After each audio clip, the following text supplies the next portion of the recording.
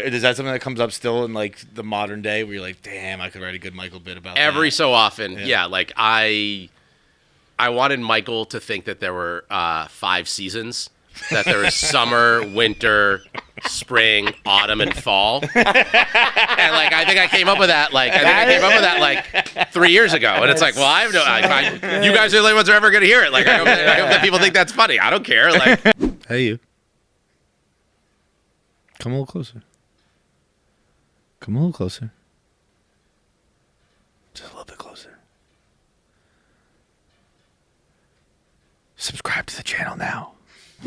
I got in yesterday at like 9:30 to 10, and I was like, what do I do? Like, should I go out? And I didn't have anywhere to go, and so I went to Teresi by myself. Do you know the place? No. I don't know any place though. So. It's like let me slide this over to you. It's like a start letting it rip. Like a hot restaurant. Like oh, it it's was like the new packed. spot.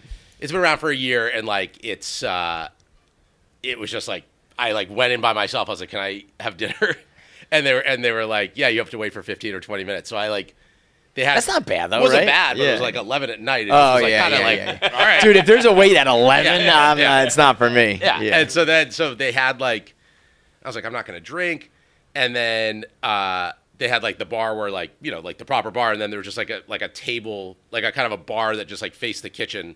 So I just like stood there with my drink, like just watching the chefs. And then for like 10 or 15 minutes, they were like, okay, you can go to the other. And then I like sat and like was able to talk to people. And stuff like that. That's funny. Keep an eye on things. Yeah, exactly. I don't know any places. I never did, even when I was younger. I guess now in your old age. Well, when you're young, the bars and the party spots. I guess I would know the names of some of the hot restaurants, but I couldn't afford them or get a reservation or whatever. Right. And now that I guess I could, maybe, I don't even know if I can get reservations at these spots, but even if I could, and now that I could afford it, I don't want to. So it's like, for me, like I missed the whole thing. I'm never, I mean, I guess if, you told me we're going to a Michelin star restaurant right now, I wouldn't say no, but yeah, I get it. When people are like, where's the spot? I'm like, don't talk to me. Dude, I stumbled into a Michelin star restaurant in Amsterdam, and it was like I'm kind of the same as Kevin. I eat, but I'm not a foodie. I don't know spots. You guys eat for sustenance. Yeah, exactly. I mean, I do. I would love a good meal. I would. You just don't want to pay for it. Yeah, It's not even You a want payment someone to thing. pay for it. I just don't want to do the research. Yeah. I don't even care about paying for it. And It's I just like, also don't like when these places are like they insist upon themselves. They're very.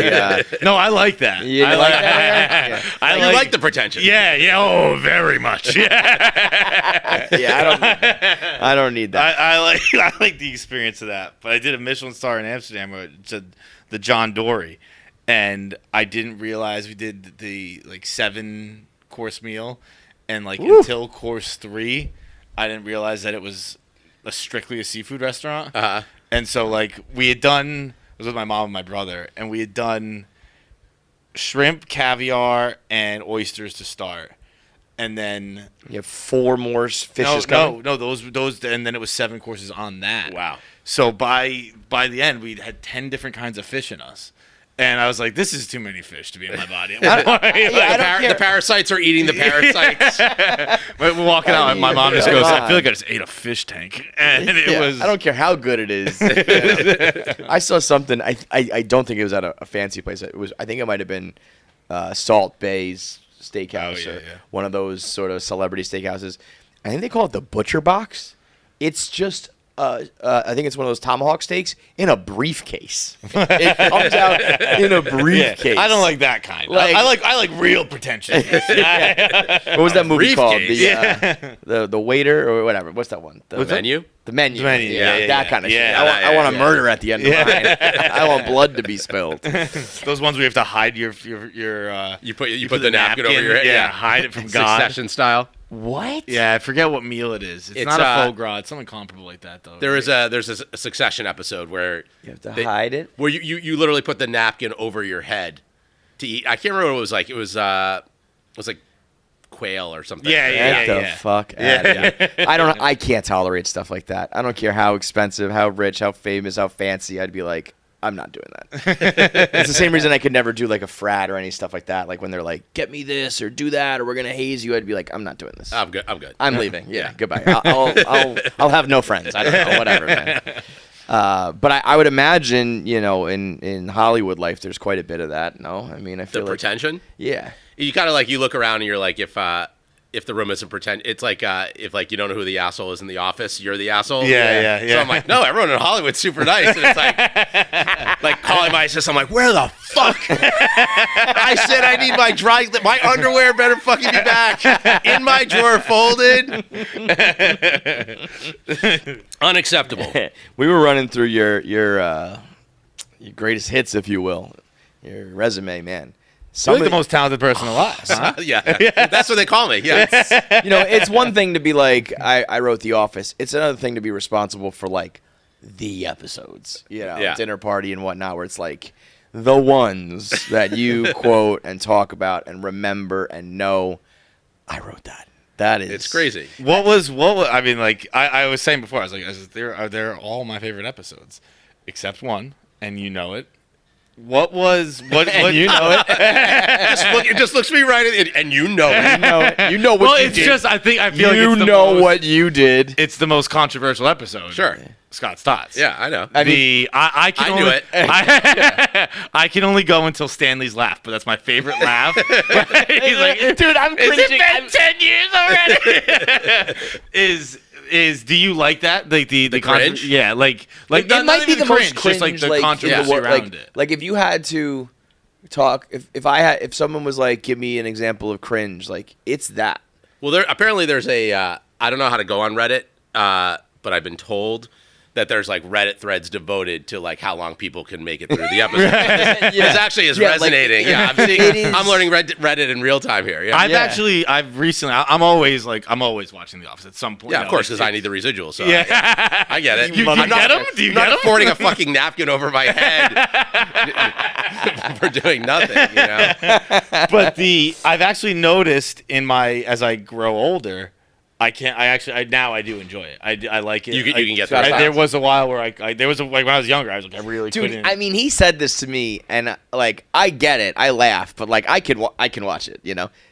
When I learned like he like physically could not watch it, I was like, holy he's restrained shit. down. They have like the thing like Clockwork Orange style, just watching Scott Stotts. Like that is a I don't want to be silly, but like, in just the world of writing and creating and shit, like to create a piece of art, if you will, that can make someone feel that way is incredible. Like that should be, that's like there's Emmys, of course, but there needs to be like awards like for that. That's like, this is, a legendary piece of writing. I mean, there were a bunch of writers on The Office, and everyone kind of had their version. We all kind of exist. We all wrote on each other's episodes like crazy. I mean, some of my favorite things are not in my episodes, obviously. But, you're in a writer's room. But everyone kind of has their own take on the show. And what makes The Office, I think, incredible is, like, you feel all of that. So me and Gene, my writing partner on The Office, we wrote, like, we loved the cringe stuff. Like, the British Office was kind of like, we were just obsessed with it. And then other people wrote it like Michael's the most like optimistic version of himself and like decent and like like Mindy wrote that a lot of Mindy stuff was like, his obsession with Ryan and like it was like kind of like a love affair and like and so like for us it was always kind of like a lot of it didn't make it in, but we would like do these like really long, the talking heads are when they talk to camera and like in kind of like the confessionals. Yeah. We were obsessed with like Michael in high school. That we had a whole thing that Michael went to his prom. But then you quickly realize that he didn't go. He didn't have a date. He was a driver for a limo company for his own prom, and that he was like playing like with everybody. Yeah, he was like playing dice with like the other drivers, and then like they convinced him to go in to like confess his love to the girl, and then like just like that was the sort of stuff that we didn't make it in. It was really long. Like we wrote like. It was just like Steve just like going on and on and on. I don't remember if we shot it. Is that kind of stuff like out there though? Like I honestly can't remember if we shot that, but that was like something that like no, but even like I mean I feel like if you have that written down somewhere, if that was like we'd have to find it. Like the fan fiction or not, I guess it's not. Yeah. Like the Reddit of the world, like right. If you could post a screenplay or whatever you call it, the script of it of that, people would go bananas. For that. Oh, there's stuff. That sounds amazing. I mean, for like basically what would happen in the show is we would go. There'd be like a scene that wasn't quite working, or like one of those talking heads or whatever, and Greg Daniels, who created the American Office, would be like, "All right, everyone go off and like come back in an hour, half hour, whatever it is." So you have like the best comedy writers around with the best characters to write for, and everyone would just generate like I would generate 10 of those. And Gene would generate 10, and Justin Spitzer would generate 10. And then we'd go around and like read them aloud, and you'd be like, please pick mine. Like it felt so like anxiety inducing. That is, and then on set, because the show was so easy to shoot, like because the cameras are just like, the cameras are moving around like a regular doc, but those talking heads in particular, like it just locked off. So it just as matter as like if Steve can remember it or Rain or whoever. And so then like you'd be like, let's try another one, and you just give them a whole other thing. Or because those guys, some of them are like the best improvisers of all time, like Carell, it would be like, hey Steve, like we're trying to do something about like your like what was like your 8th birthday like? Michael, what was your 8th birthday like? And he'd be like, and he would just kind of go off, and he would come up with something on the fly like that was funnier than like the 4 hours that the dum-dums up in the writer's room had spent doing it. Yeah. Dude, that's interesting you said about like how some people wrote, because I always just envision it being a team. I don't really think of it as individual people writing scripts so much. And like there's one scene that always jumps out to me in Survivor Man when Michael comes back and Jim had tried to run the office. Yeah. And he's like, did you try to do the get rid of birthdays thing? And he's like, and then he does that's what she said. He's like, I always do that. I don't know. I never know what she says. And I was like, that's like a real moment. Like that now it's kind of making sense where you're like, an optimistic person wrote that. Because I was always like, no, Michael's actually a great boss. He knows what he's doing all the time. He's actually doing it on purpose. He's playing levels ahead. You underestimate him, and then he'll surprise you. You know what I mean? It's so funny. I was just thinking about an old again, something that we never did. I always wanted to do that Michael goes golfing. We did a golf episode at some point that I think I wrote. But Michael goes golfing with a client, lands the client on hole 2, and Jim is like, fuck. We're going to lose it by 18. We have 16 more holes for him to usually you do it great. It's really hard, and like finally like by the 18th hole you win the thing. This was the opposite like structure of a story where you get the victory, and then it's like, how do you get Michael to shut the fuck up? Because that's great. Like we always said that 30 minutes with him, like with Michael Scott, not with Carell, I would spend an hour asleep. No, but like 30 minutes with him, an hour, like you wouldn't fully get the sense of him. And he's nice, he's friendly, he's kind of got some like cheesy jokes, a little quirky, and it's like, all right.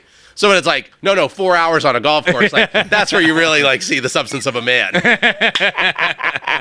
He never did golf, right? There was obviously Jim. No, he didn't do it. No, Andy. It's just like again, we had like note cards, like it looks like a serial killer's like room. It's just like note cards everywhere. Would just like it would literally say like Michael wins a client on the second hole. That would just be that note card, and then you'd be like, should we try that one? Was that just like your life for however many years? 5 years, just like constantly like scenarios. And oh my god, yeah, combos, 5 years, dialogue, all that shit. Was that something that to train your brain to not think that way? Like I know Mindy will still. I don't know if she still does, but there was a time where Mindy would tweet like, some things I wish I could write for Michael. Oh, yeah, and it would just be a list of a few things. Like, is that something that comes up still in, like, the modern day where you're like, damn, I could write a good Michael bit about every that? so often, like, I wanted Michael to think that there were 5 seasons, that there was summer, winter, spring, autumn, and fall. And, like, I think I came up with that, like, 3 years ago. And it's like, well, I have you guys are the only ones who are ever going to hear it. Like, I hope that people think that's funny. I don't care. Like, yeah, that's like the Twitter account, back when Twitter wasn't the absolute cesspool that it is now, the modern Seinfeld. Oh, yeah. Twitter, like amazing. that. That was so good, and I feel like that you could do that for this as well. Yeah, just like unwritten Michael Scott storylines. But like they just pop into your head. It's like I don't know what other character I'm gonna like do that forever. I think it's funny, right? Like there's 5 seasons, like so stupid, but like I don't know where it goes. Who was your favorite character to write for? I mean, it's so hard. Michael. I mean, he was just like So wait, when you read an episode, you had a few Pac-Man episodes though, right? I definitely wrote for him. I think I wrote well hung. Did you? Yeah. Damn. Yeah. See, that's and the it all other goes one. full circle Big, because big William Hung. I just did my first the- reality show that'll come out next year, and it's called GOAT, and it's basically all these like someone from Vanderpump, someone from Real Housewives, and they all live in a house together and vote each other off. It's someone from Survivor. It's the greatest of all time for reality show contestants. Really? And can you say who's on? No. Yeah. Oh yeah. It was announced. Yeah, it was like Kristen Doute from Vanderpump, Jill Zarin, Tech from The Real World. Tech. Oh yeah, we went back. We went Bro. back. Yeah. happy I don't to watch hear that he's much still- reality. but I William, remember William Hung Tech. does a cameo in one of the episodes. He does the talent show competition. He's our judge. That's great. So it's like so I wait, went from- you're producing? I created the show. Yeah. Got it. Yeah. And like that means you come up It with just the means I get money. challenges. Yeah. It just means that I like fly to New York and like sit with you guys whenever I want. I came up with a concept with this guy Elon Gale, who's like kind of like the main producer on The Bachelor, and like did Bachelor in Paradise, Bachelor Pad. He worked on like 18 seasons of The Bachelor. And then, did I come up with any of the challenges? Probably not. No, I helped cast the show. I helped sell it. Yeah, like it was. We just shot Barstool Survivor. God damn, that concept is just it's unbelievable. It's unbelievable. It is like a psychological. It's perfect. Yeah, it's incredible. Like when we all, we were like, we'll compete in some games, we'll do some votes, do a little backstabbing, whatever. Like 2 hours into it, I was like, I need more. At one point, I don't think it made any. We're airing it. We're in the process of airing it now. We shot it like a month ago. In the process of, as I was doing it, I was lying just to lie. Yeah. Like in one of my confessionals, I was like, I don't know why I'm telling this lie about the vote. This like one thing. I told him I accidentally voted for blah blah blah. I was like, there's no reason for this. He's off the show and like, but I'm just doing it to do it. Maybe a monster. Do you prefer participating or creating or writing or however you choose to participate in reality or scripted? I would say scripted, but I have like. I just like to do. I like if I don't have like 15 things going, then I get like I get antsy. Yeah. Like it's the like I'm very busy and I'm like fuck. I don't have enough going on. So and I think like I've been doing it for. I've been out there for I'm working. I guess I've been out in LA for like 25 years and I've been 24 years and I've been working for like 18 or 19 as a writer. Yeah. And then 5 years of just like desperate to be a writer and doing all the other shit. Yeah. I'm kind of at a point now where it's like if I like something, I feel like I can see the path through it. So it's like doing a reality show. I love reality. So it's like, oh, cool. I get to like cast and like put together people I love into like a house together and see them like fight and get drunk and all that stuff. That's really fun. But like I'm writing a thriller, like literally, like I was sitting in my hotel lobby, like working on a thriller. Is one easier than the other? You think? It's all hard. I was gonna say it's all hard. It's all hard, and it actually is annoying because I've been pretty successful, and I keep thinking like, oh, now it's gonna get easier, and like they'll start sending me stuff and whatever, and it's like, no. Like everything I generate myself. Yeah. And every single time they're like the studio or the network is like, I don't know about this, and it's like You gotta prove it. Yeah, you're like, fuck you. What do you mean? Yeah. Like, look at my resume. What else do I have to prove? God damn it. So you haven't even. I was reading recently. What was it? Zack Snyder, I think. Yeah. Talking about after 300, where it kind of changed, where people were just like, whatever you want to do. Wow. Have you had? You haven't had that. God, I need to get on the Zack Snyder thing. But you get to. It seems like you get to do whatever. And obviously, I don't know what doesn't get made, but I mean, you've had so much made that's all so successful. I think that I've like. I hope. I think that I have a pretty good eye for like what could work, and so it's like. I write with different people on different things. Sometimes I write by myself. So I'm kind of like, okay, like the thriller I'm working on, I have never written a thriller before. I don't know that people would think of me as like the guy from The Office or Jury Duty. They're not going to give him. Oh, I can't wait to like see what Lee does with a thriller. Yeah. So one part is the selling of it, and the other part is like, oh God, am I going to sound like am I going to write like dumb dialogue where like the cops are like it was like over? You know what I mean? Like, I'm good at this does the lingo sound dumb? And so I found this writer, Gordon Smith, who just got nominated for an Emmy for Better Call Saul. He worked on he worked on that for the entire run. That's a good. And if you're looking for that, and it was just like, oh, Gordon and I just sat and like bat around this thing, and then I'd also be like, is this like if I was working on a comedy with someone who never done a comedy before, like there are things that annoy me in comedies. Yeah. That like I know like we can't do that. Like what's like your biggest pet peeve? The most annoying thing that I read in a lot of scripts is where someone goes, hey David, and they go Danny. They go, oh, okay, thanks David. Where like they fuck up someone's name. Like the boss who's like too busy to remember his name. Yeah. Like 9 out of 10 comedy scripts have that joke structure. Yeah, that's so funny. The one that gets me is someone's urgently trying to tell someone something. Oh, and the person interrupt but they won't hear them. Oh, I lose my mind. Wait, explain this. Like it's very like see like I was watching Modern Family the other night and it happened, and it's just like something's on fire maybe, but you're in the middle of ranting and it's like and they just don't. Person Gloria. If only a person acted like a human, and the scene wouldn't exist. Right, It's very frustrating for me. Yeah. There are certain things that you like look. The stove's on fire. Like it's been on fire. You could tell by the way he's talking to you. You would stop talking because something important has happened. Right. I even think, but there's just certain things about television that it's just like conversations ending. Yeah, it's not natural. Like when the combo, like I say something, you say something, and then like the person just like walks out of the room, and it's like that's never how it really goes. Well, it's funny. Like I've been watching Grey's Anatomy from the beginning with my wife. I'd seen like a few episodes. Great show, great network drama. Like there's like amazing story moves and like really good surprises, but it's very soapy. And there's that exact thing where like a scene will end and it's like, no, the scene didn't end. You guys have arbitrarily chosen this as a dramatic moment. Like someone would be like, well, hold on, I have 5 follow-up questions. Can you just stand there instead of looking at me? Right. And then we'll slowly fade away. Hold on, I just like wanted to double check. Like when you said that my dad was dying, and I had the look of surprise because I didn't know it was my dad.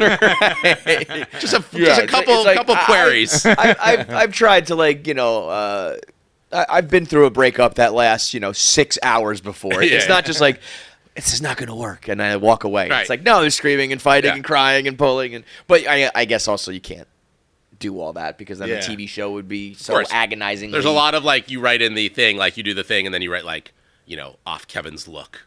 Yeah, and then you're like, okay, cool, we're off Kevin's look. All right, and away we go. That's on to the the next magic scene. of it. Right. I really do feel though like the dinner party and Scott's Tots, like when you can reference that, it's almost like a movie. Mm-hmm. I can say that title. Yeah. And people know that. It's amazing. And that is like, there's hundreds and hundreds and hundreds of thousands of TV episodes. And a couple of them by name. Yeah. That deserves more like love and clout than like it gets. That's what I'm saying. What I mean? That's what I'm saying. Yeah. I mean, It's like if a movie writer, director, screenplay, I don't know the right term, writes a Goodwill Hunting. Everyone talks about Matt Damon and Ben Affleck, how they stole that shit. But like everybody talks about that one piece, and it's like maybe it was a little bit shorter or whatever, but that's just as fucking important as those things. No, look, I mean, I think with TV, like. TV's in your it's in your home. You know what I mean? Like there's something very cozy. Yeah, like I mean, this guy and now it's like you can just like people are rewatching the Office is more successful now, more popular, I should say, than it was when I worked on it. I think. How much money are you making on these? How much do I make? Yeah, on these residuals. This is just, like when it was Netflix when the first like it was boom, Netflix right? and now it's on Peacock. When that first like revolution happened, were you guys like, holy shit?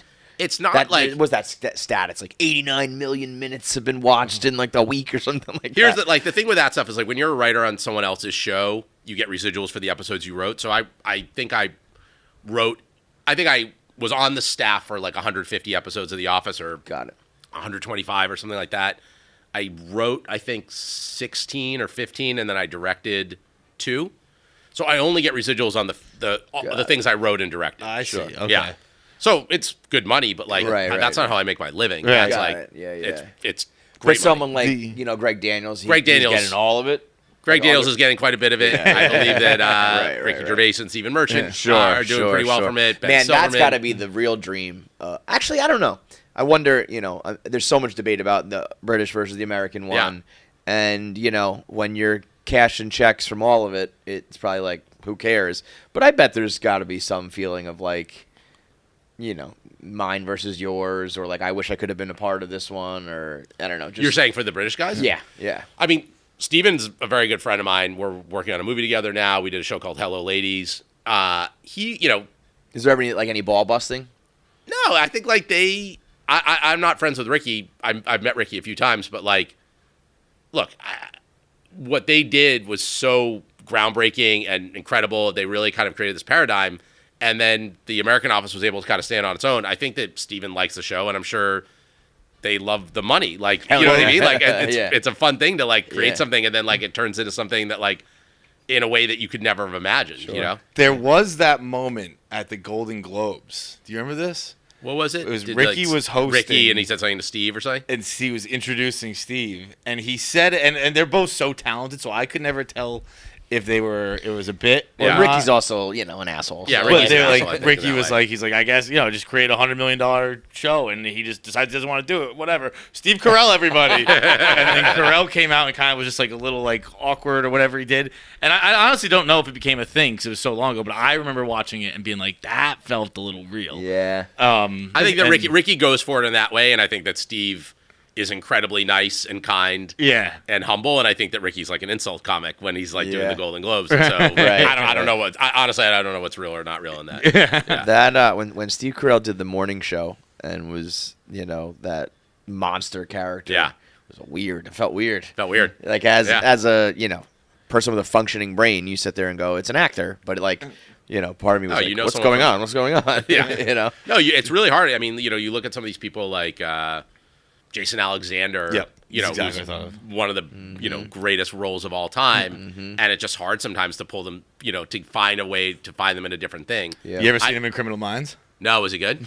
It's awesome. He is great. But if you've not seen him at all, I gotta show him to you because it is. Have I shown him to you? I don't think so, dude. Jason Alexander in Criminal Minds is you just got to see it. We do. We just a fan of ours just made a KFC Radio bingo card. For anytime John references Criminal Minds. So it happens a staggeringly large amount of times on this podcast. Bro, I'm trying to... Nobody loves his comfort TV. Oh, my God. That's wild. He's like... Oh, I have like seen the this baddest. Before, yes. He's one of the bad guys in Criminal Minds. That hair is doing a lot of the heavy lifting. There's got to be... I mean, whatever. But if I'm Jason Alexander, I'm like in my trailer or whatever it is, getting ready, going, I'm fucking George. What am I doing? That's people want to work. Yeah. When we mentioned earlier that we had just had Bublé in here, and he was talking about how like he gets to live basically a pretty normal life, and he's like, I'm a regular guy. Like, people know me and all that stuff. But, and I actually didn't get to ask him this question, but I think it kind of applies to you as well. Where like, are there times where, because I imagine as a writer and a producer and creator, it's not the Hollywood life in the sense that paparazzi's chasing you and people are coming up to you and all that kind of stuff. Yeah. Are there times where you're in a room and you're just like, these motherfuckers don't even know. Yeah. They don't know what I did. They don't know what my resume looks like. I didn't know where you were going with it. It was like, because I was like, you really don't understand what a writer is. That like the paparazzi is chasing me. No, not at all. Yeah. Okay, like, are you like I was gonna say, like, are you sometimes like he's about how at school he's like, I'm just Mike. Like, I just pull up, I drop the kids off. Yeah. And like, are there sometimes where you're like, yo, I'm not just Mike. Yeah. I'm fucking Michael Bublé. Right. Like, are you like? Well, I think I've thought about it a lot. I mean, not in like how dare you not know who I am, but a little bit of like, if you are, 7'2", and you're in good shape, then people are like, oh, I bet that guy plays basketball. Yeah. And like, I'm 5'9", and like on Ozempic, and like barely holding on. You know what I mean? Like, no one's looking at me and they're like, oh, I wonder what this guy does for a living. Yeah. You know what I'm saying? And so it's like, there's a pretty good chance that like, they've seen The Office or Jury Duty or, Lessons in Chemistry is on now, and like on Apple TV Plus. And like, I think with those things, it's like, it's a weird thing. Like when The Office was at its peak and people, what's it called? The video iPods had first come out. That was a thing. Huge. And The Office was kind of like one of the first shows that got licensed to it. So it was, and the type of person that watched The Office had money to buy, disposable income to buy that sort of thing. So I would be on an airplane or on a train. I used to take trains, and things were a little dire before I got those office residuals. Bro, I'm like Biden, dude. I'll stand for the train, dude. I love trains. I love the train. No, but I would take the train from New York to Boston for Thanksgiving, and then I would have flown from LA to New York. But you'd see people just like watching. Yeah, watching it. That was fucking cool. Yeah. And then you have that thing of like, you have no idea who I am because I'm nobody. Dude, I wrote the TV scene, which like I just love it. I just love that was me. Yeah. You wrote fucking hardworking alpha male jackhammer, right? Yeah, like, that's fucking crazy, bro. We sold a T-shirt with that. We owe you money. You should C&D that. We had a very, very popular T-shirt that like kept the bills getting paid. That just had the words listed out like that. Paparazzi should be chasing you. It's funny you mentioned the iPod. I remember I did that with Always Sunny. I had a video iPod, and I was commuting from the Fordham Bronx campus to the Manhattan campus. Yeah, and I would watch it, and I just have like this fond memory of being on that shuttle van and having that and the music and and those sort of shows are so goddamn important to people's lives that comfort TV it does not even do it justice. Where it's but I think it's like important in like society. I still, despite what I do, I've never really gotten into podcasts, but the way people talk about podcasts is how I feel about those type of shows. I'm like, I just want to see what my friends are getting into today. Mm-hmm. Yeah, I think that's. Particularly like, I love movies, obviously, but TV, like if you can hold on to characters, Lessons in Chemistry is 8 hours long. You know what I mean? So it's like it's four times. But that's 4 times longer than a movie, and so you're able to kind of like invest in the characters, and also the fact when these shows come out once a week.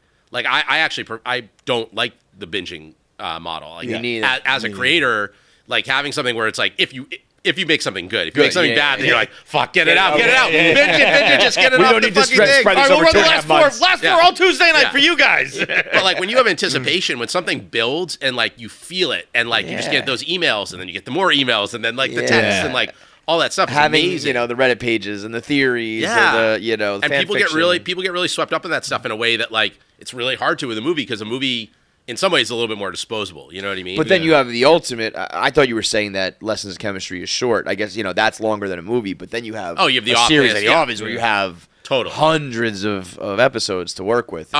With Lessons in Chemistry, are you a writer or creator? All of it. All of it? Yeah. So how does that work from going from... fucking everything. Yeah. How can I be more clear? Is that... What's the... like? Is that your... No, I'm sure it's not your first, but how does that work? Like, doing a script off a book. Is that harder? Is that easier? In some ways, it's easier because, there are just great story moves in there that you're like, oh my God, great. Like, I don't have to come up with that. And the character in a lot of ways was there. The way a book is kind of laid out is so different from a script, and so there were times where like you were just pulling whole sections and then kind of adjusting a little bit, but there are just other things where it's like, oh, there's a paragraph in the book, and I was like, oh, that could be an episode. Oh, really? Just one paragraph. Wow. Yeah, and so you're just like, I'm gonna try doing this thing, and it's like, all right, that's like very cool. So you could play around with it. And so I think that having a framework, like when you don't have a framework, when you're literally sitting there and there's a blank page. Like Stephen Merchant loves that. We talk about it all the time. Like that's pretty daunting. He loves possibility. Mm-hmm. He loves like when he's done with something, he's like, now I get to come up with something new. Like how fun is that? And I'm like, oh, like that is terror to me. Yeah. And so having the book as kind of a backdrop, like in the writer's room, like we would constantly be like referring to it and stuff like that. But we also. Like we made it our own too. Yeah. My mom loved the book and loves the show. Go on. Yeah. I haven't seen it yet. Because it's a weird thing when your parents tell you something, you're kind of like, fuck you, I'm not doing it. And the Venn diagram of what you and your mom like on TV. It's actually very high. And well, then you have no excuse. She actually, I mentioned I was interviewing today, and she's like, I love that book. I love that show. That's very sweet. And I was like, it was this morning. She just told me about it. So I was like, oh, okay, I do have to watch it. But I have not seen it yet. But she is a big fan. How confident were you that jury duty was gonna work? I don't know, like 0%, maybe. Really? Were you that surprised? Maybe like 5%. Wow. Yeah, these things. It's like I never go into anything thinking but like no. So you complete that Yeah. And then, I don't know, it's probably got to go, like, before it airs. I don't know. It's got to go through whatever it goes through. And that whole, like, so when you're done with it, you say to yourself, like, that was a waste of time. That's not going to. I didn't think it was a waste of time. So then, like, part of you, well, okay, but, like, you're thinking, that's not going to be successful on TV. I worked on this. We had, I'm sure it was a million moving parts, and you're like, that's probably not going to work. I mean, I'll tell you, like, you want to hear, like, the evolution of yes, despair? Yes, please. I would love to hear it. So, Gene and I have been developing, like, a jury duty idea for a while. These producers, Dave Burnett and Todd Schulman, came to us and said, like, what if we did it as they also had a jury duty idea. And, like, what if we do it as kind of, like, jury duty, like, where it's basically a hidden camera show, but it goes on for an entire season. One idea. Thought it was really cool. And I'm lazy. I already had these other characters and stuff. So I was like, oh, I can kind of make some money. Like, I've already done some of the heavy lifting. Written just like for we other... we kind of been working on these characters and stuff like that. So like the chair pants idea and things like that. The chair pants wasn't us, but that so sort of thing. Exactly. Things, like you put it into this. Exactly. Got like it, the kid whose girlfriend cheated on him. Like that's something that's a joke from like 10 years ago. Got it. Wow. So I was like, Dave is the executive producer of White Lotus. White Lotus was very hot.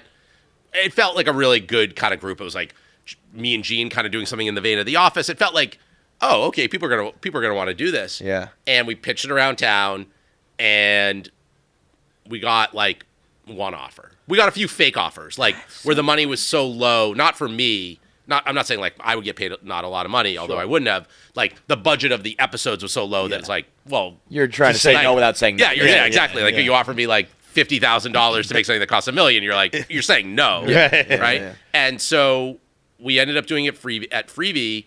And at the time, Freevee wasn't like, it was called IMDb TV. Yeah. Oh, I didn't realize that. I remember. Yeah. I remember IMDb TV. I didn't realize it switched. Because, episode 1 was on IMDb. Yeah, I remember that. And so it was like, and so people would say, like, what are you working on? And I had a bunch of things I was working on. But, like, and I love jury duty. I was always excited about it. But, like, I'd be like, oh, it's on Freevee. And people were like, what's Freevee? Like, you know what I mean? It was like that kind of thing where it's like, the network hadn't established itself yet. They didn't have a brand or an identity. And so, and then you have to pull it off. So, like, we shoot the show, and we're like, oh, like, because you're basically all these places, they were buying a show that might not air, because if Ronald finds out, then it's like, are you going to air 3 episodes? Yeah, and Ronald got upset. Like, right. It's really complicated. It's kind of like a tightrope act. Yeah. One of the ropes or wires. and so it's just a different thing than, like, lessons in chemistry, which, like, I could have been destroyed in a different way. Every one of these things, you just like, you finish it, and then you're like, how will I be destroyed? How will it go wrong? Yeah. Is that something you think about more in streaming as that's happened? Like things have gotten cut for tax breaks and things like that? Are you more like, shit, they might even put that out? I haven't thought about that with my stuff. Yeah. But, I mean, it's all like, I've gotten I worked on Ghostbusters 3 for like 4 or 5 years and like didn't get made. So that was like a sequel, like that was gonna be it was gonna be a passing of the torch. Okay, so it wasn't the old original guys, young guys. They were gonna be in it. The old guys were gonna be in it, and then it was gonna be Venkman's son. Got it. And at the time it was gonna be like Seth Rogen, Jonah Hill, Jason Segel, Emma Stone. No, I'm not saying I had them, but I'm saying that was the idea. Like that would have been the idea. I was like, how did this not work? Yeah. And then, but you had that like fully written. Oh yeah, I was in development at Sony with it for 4 years, meeting with Ivan Reitman, who's now passed away. Harold Ramis initially did the story with us, passed away. Me and Gene and Harold were incredibly close. I was very tight with Harold, and then we were also really tight with Ivan. I mean, we developed that thing with him for years. And then it like politics and it just didn't quite. All those, it was a lot of big personalities, and they didn't. It didn't. But match. then something like the other one comes out, and then it's like, so there's no chance of that now. Well, I mean, I think with Harold passing, with Ivan passing, I think I'm so proud of what we did on that script. But and it was at a point where Sony was like, yeah, we'll make it, and it was like that's a really hard thing to do, and I was like, oh my god, I'm gonna write Ghostbusters 3, and that was also I don't know. 12 years ago, you know what I mean? That would have been a nice little career change for sure. You mentioned how when Jury Duty came out, you didn't think it was going to be a big hit. And well, I mean, after I saw it, I was like, oh, this is pretty funny. Yeah. And then I remember showing it to my in-laws, like the pilot, and then they're like, oh, can we watch another one?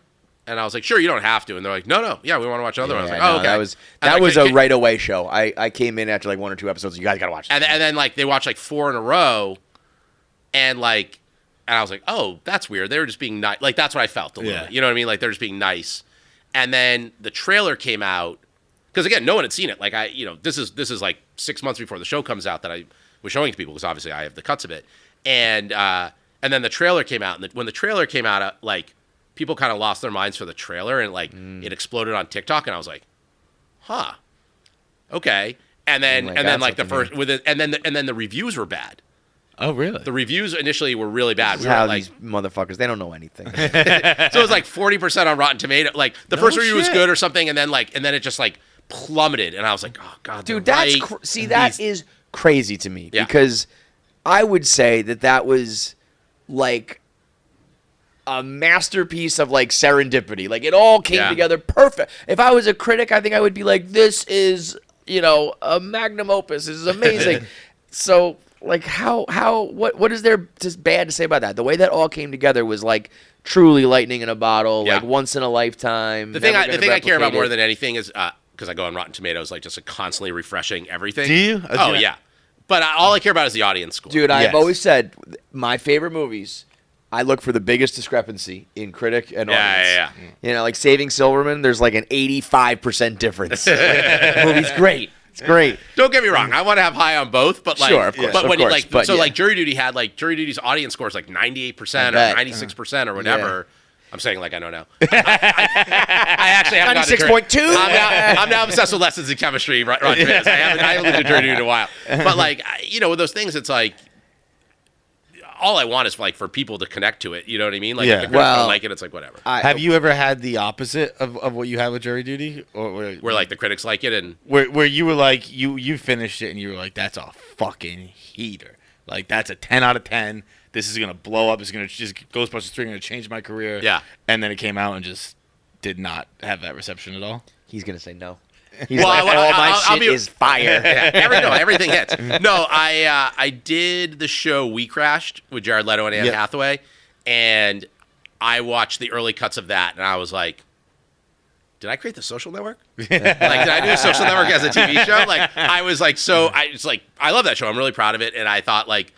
Wait, that's the WeWork? The WeWork one, yeah. That didn't do well. No, it did well, but I'm saying that like I thought it was gonna like change the face of television. I didn't think that. Yeah. But I was like, I thought this is it, and like, like how are Jared and Annie not get Annie to her friends, and Anne Hathaway and to YouTube bozos, you two degenerates. You call her Miss Anne Hathaway in my presence, but Annie, I was like, they're gonna win every single award. Like I thought the performance was incredible. And we didn't get nominated for anything. But the show did very well. Right. But it was just one of those things where I was like, I thought that like, I was like, what should I wear to the Emmys? Sure. And then start writing my acceptance speech sort of thing. Right. Nothing. How does something like that happen? Because I feel like we're in kind of like an age, and I actually really like it, like the docudrama about business. Yeah. Like I feel like there's so many. How does that trend work through Hollywood? Does someone hear that you're working on WeWork, so someone else wants to do what's the one with Uber with Kyle Chandler? Oh, Super Pumped. Super Pumped. Yeah. And then there was the Beanie Blackberry Baby Dropout, one, Blackberry Air. Like how does that like spread through Hollywood? Is it just like one does well, so everyone type shit? I think that like there's a Vanity Fair article, like there, SBF like from FTX, like.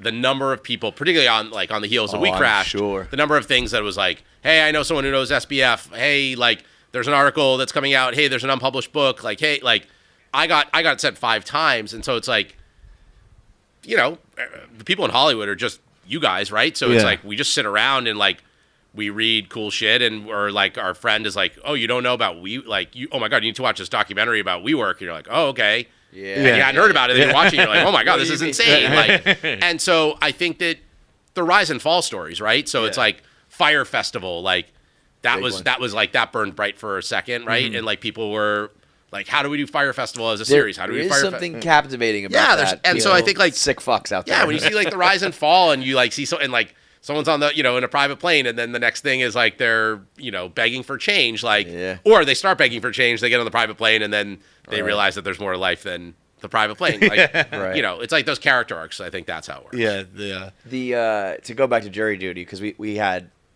James Marsden on and we had Ronald. We were very big fans of that, and I just think that is so unique that, like, you know, you can write a bunch of sitcoms and they're different, but they're essentially kind of the same thing, and then you have this thing that but that guy, I remember telling him, I was like, you need to go, like, get an agent and negotiate, and like because I think he was explaining, like, how he needed to sign off on something at the end or some shit like that.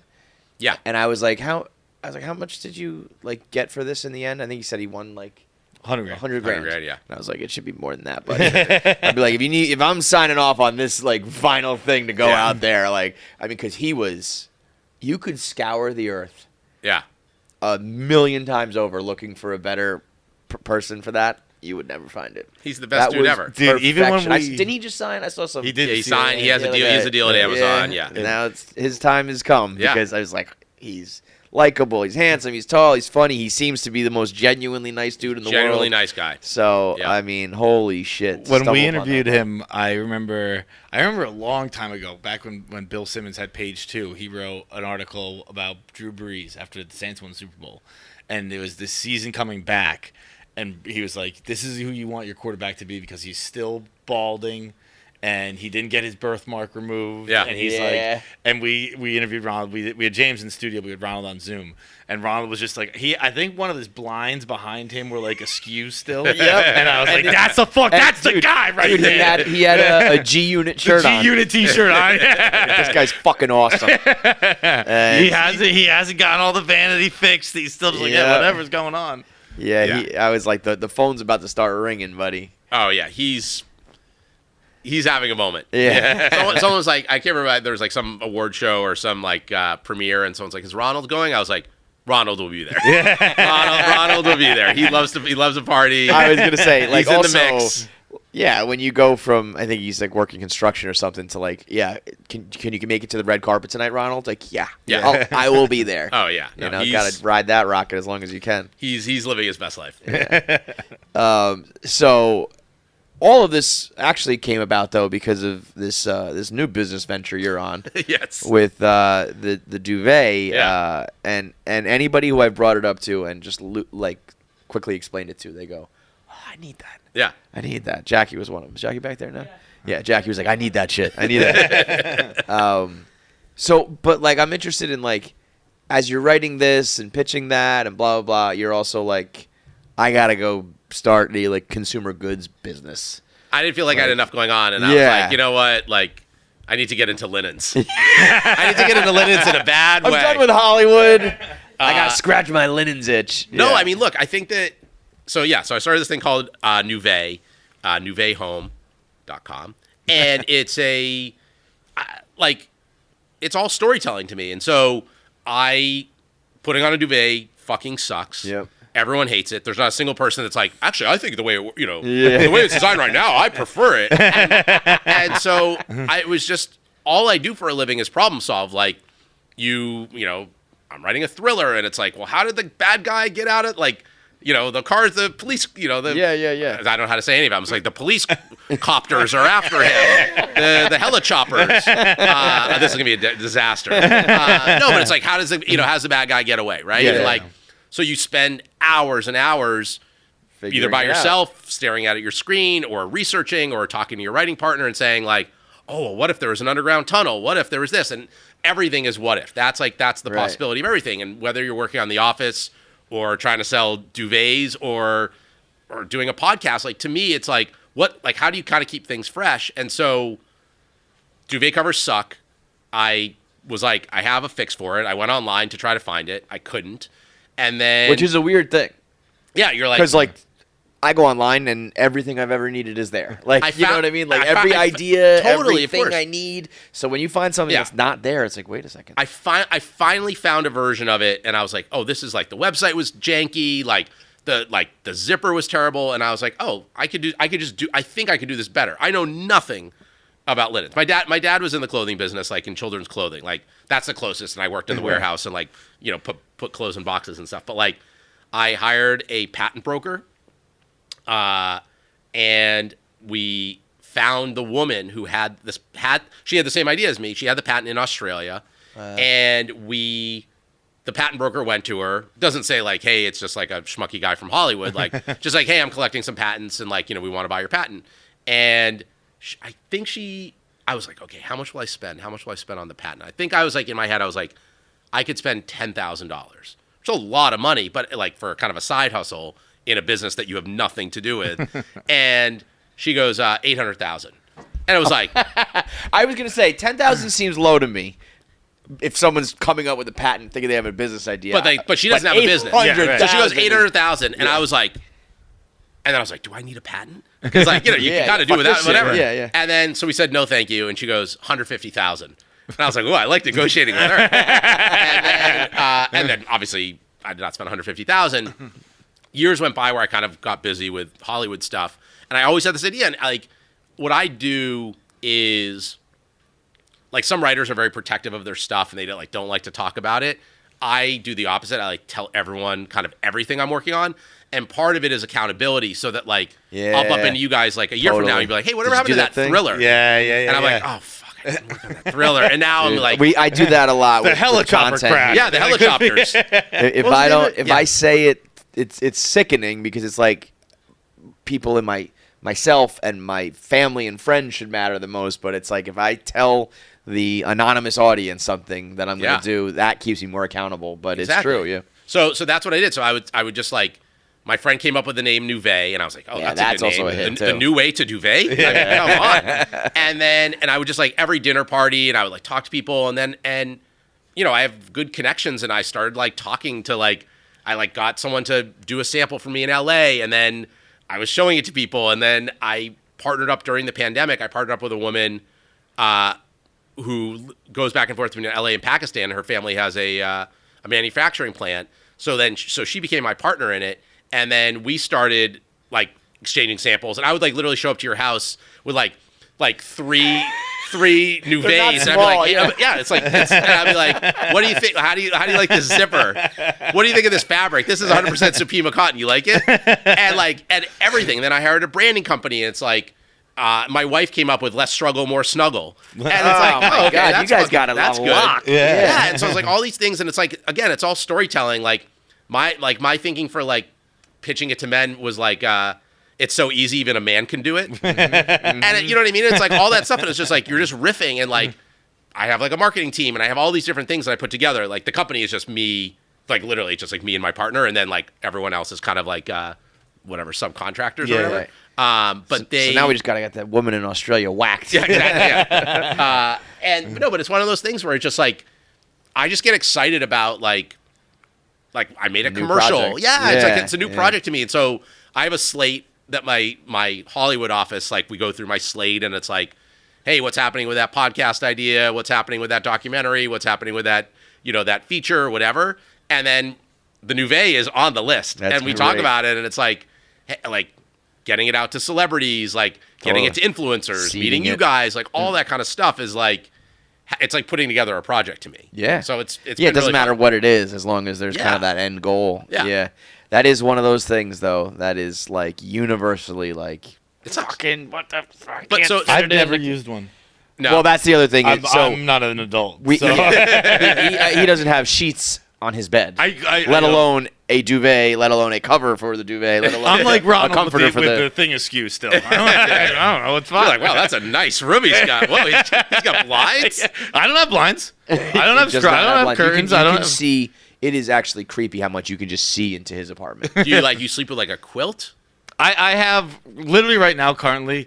I since the last time I said I didn't have sheets on my bed, sheets have gone on my bed, but again they're off. So last night I slept no sheets on my bed. Just on a mattress. Yeah, like that like satiny mattress material. Like your face is just like on your body. No, I have a pillow. You have a pillow. You have pillowcases. So you have a mom who watches lessons in chemistry, and then she allows you to just gotta like sleep like bareback. She's pretty gangster. Polly really is like, I don't know, fucking sleep like a homeless person. I don't give a shit.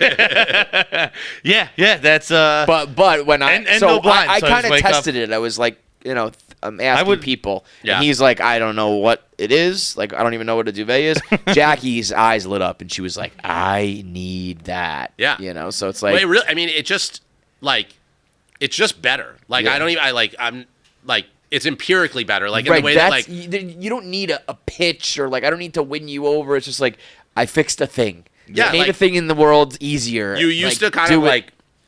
To the uninitiated, and I'm looking at you. You put you have a comforter and you put the duvet cover over it, and you're like trying to feel like in the corners, and you're like shove it in the middle, and like and you like go on YouTube and people are like flipping it inside out. Yeah. And mine is open face, so it's literally like the commercial I did was. You don't make a sandwich by having 2 pieces of bread and trying to like shove turkey meat into it. Yes. That is not the way we make sandwiches. Right. And like yet somehow for like a duvet cover, you're just like, oh, I guess you just shove it in.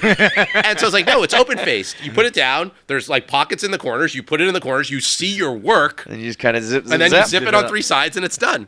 Like, and a zipper is faster than buttons. That's empirical. I mean, like the fact that button flies still exist are crazy to me. Just zip. Like it is.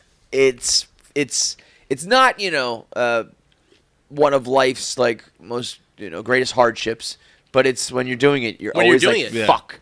Yeah. And now it's just doesn't have to be. Yeah, it's like, that's kind of a cool thing to be able to it made something like better. Yeah, just made the world a better place. Made the world a better place. It's a cool thing to solve because I feel like of all the things society complains about, one of the biggest ones about the fitted hardships sheets is the the whole bed covers. process. Yeah, I mean, you cut out the middleman in a way that I couldn't even have come up with, which is just fuck it. You guys are talking comforters. I was like, I forgot those existed. I don't have a comforter. Did he say quilt?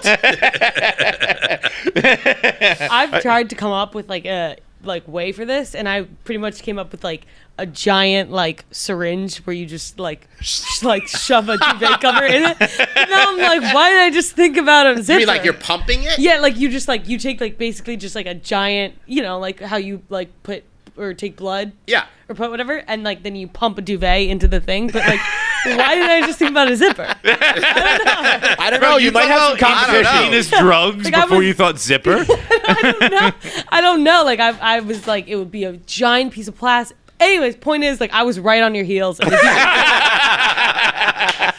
You're lucky, I walked into this. I didn't know I was like gonna like be like sitting across from my competition. Shark Tank over here. Jackie's actually just covering up her Australian accent. Nuvet home versus like syringe bedding. You know, when you want to get comfy, the first thing you think about is needles. Yeah.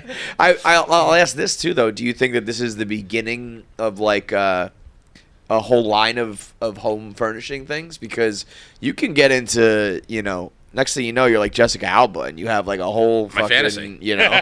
For real. Not Jessica Alba, the honest company. Yeah, like that. She's done it right, man. I don't know where that started, but all of a sudden it's like, I don't need to do Hollywood anymore. I make like everything in your house. Yeah. Where it's like, you have one reason, but now it's like, we'll just make everything. You make your pillowcase, we'll make you this, we'll make you that. Next thing you know, Nuvet home is in every fucking home in America. It's like, it's just, honestly, it's the same thing. Like, it's the same thing as like I do in Hollywood. It's like you build these things, like you have to build them from the ground up. So it's like we have 3 colors, and then we also have bourdons. Obviously, you know what a bourdon is, right? Of course, yeah, of course. That's like kind of like the hotel, like where it's like that satin kind of border in the middle of the thing, of the sheets. So we have 3 colors, and then we have the bourdon of the same thing, and then it's like, all right, let's see how this is doing. We've only been around for less than a year. We launched in March. Right. And you did it with Shopify, right? Shopify, yeah. Shopify makes it's so crazy how easy it is. It's like, if you've ever, because my grandmother famously always invented things. Yeah. And she always stuck to her guns that she invented the electric screwdriver. And I was like, you just had an idea, Grandma. You just said, I wish I didn't have, But, like, you go through a patent quick, and if you can get something made, and then it's like, we'll sell it. Like, you don't need a brick and mortar. And Shopify will just like get it out there for you. It's crazy. No, it's amazing. And then the other cool thing is I get alerts every time that there's a sale. Hell yeah. So you're just like, I like literally woke up this morning and there was like, and I had my ringer on because I'm out of town and whatever. And it was just like, I heard like ding ding ding, and it was like, hello, Queen Blue Nuvet. Hello, friend. It's funny how that can become, your passion. It's like you would think Hollywood writer, and you want to like write dialogue and characters. And it's like, no, I want to sell these linens. It's really, it's like one of these things where it's like I'll be in a meeting, and like I'll be in a meeting with like big executives and stuff like that, and then I can't help myself. Like, I bring it up to everyone. Yep. There's not a person that I've met, like literally people like I like bumped into an old friend and I was like, did I tell you about my Nuvet, like my betting business? He was like, yeah, of course. You've been telling me about it for fucking years. Yeah. Like there's not a person that I've met. My wife rolls her eyes, like literally, and also like when there's someone who's like not in Hollywood and they're like, oh, I started like my own like whatever consumer goods thing, and like my wife is just like, oh boy, here we go. Like this person is in They don't for know it. what Yeah. they just did. They have no idea the general Father, that they're about to forgive them. take. Yeah, there will be a Zoom in their future where there will be a sandwich being made with my hands. You know how when we make sandwiches, it's The sandwich is that's a great selling point. Yeah, that a lot of people are going to go, oh, yeah, that's great.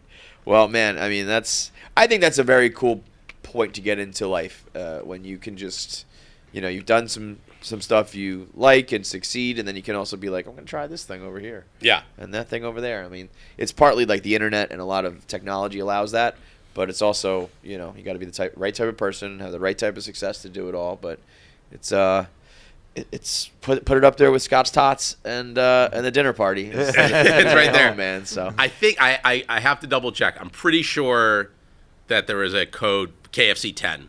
Okay. Oh, cool. So 10% off. Awesome. What if I was like, it's KFC 10, it's 1% off. Love it. All right. Yeah, we'll make sure we get that out there. Fans. And excellent. Thank you very much. Yeah. Appreciate the time, man. Yeah, this was great. Awesome. Pleasure. Yeah, good talking to you guys. All right, big thanks for watching. If you made it through this whole episode, that means you should be subscribed. There's so many of you out there who watch and don't subscribe, so make sure you are a KFC Radio subscriber. Make sure you get all the content when it drops. Click that button now. I have 9 fingers. I'm still subscribed. It's that easy.